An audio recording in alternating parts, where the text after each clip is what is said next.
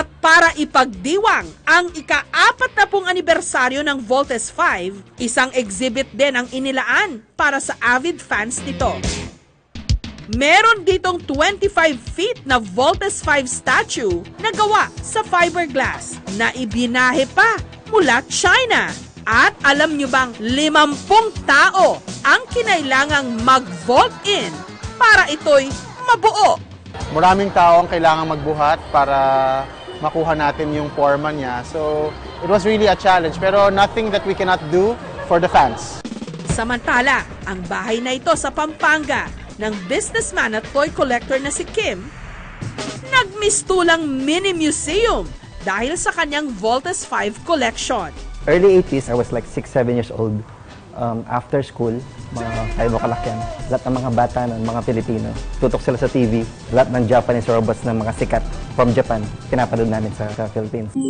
Taong 1999 daw nung nagsimula sa ilang pirasong memorabilia ang koleksyon ni Kim ng Voltes 5 at iba pang Japanese robots hanggang umabot na ito sa mahigit 1,000 mga piraso. Another version of plastic Voltes 5, it's a vault-in set. Sealed pa siya, 1977.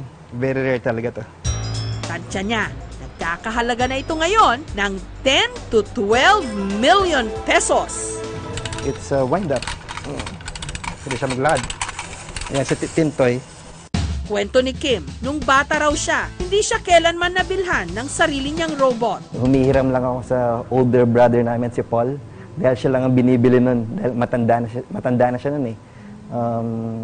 Siya lang binibili. Tapos hinihiram ko lang sa kanya. Dahil dito, nung nagsimula na siyang kumita, sinubukan niyang bilhin ang ilang Voltes 5 robots. 24, 25 years old that time, unti-unti, dinadagdagan ko na yung mga collections ko nun. Nag-travel po ako ng abroad to look for more toys. Pero ang isa raw sa pinaka-iniingat-ingatan niya, ang vintage Mekanda robot na ito na pagmamay-ari ng kanyang kapatid na nagkakahalaga na raw ngayon ng halos 1 million pesos. Batcave ko lang siya. It's time to relax after working. I just stay here. Tapos paggabi, iniiwan ko na sila. Iba yung feeling. Nakakabata. Kung ang mga laruan, panglibangan para sa karamihan, para kay Eugene, may mas malalim itong silbi at halaga sa kanyang buhay. Ito yung mga collection ko ng Transformers since movie 1 to movie 3 and 4. Ito naman yung almost 50 plus ko na Optimus Prime. Yung pinakamahal ko, ito, itong black. Siguro nag-award siya ngayon ng 30 to 40,000.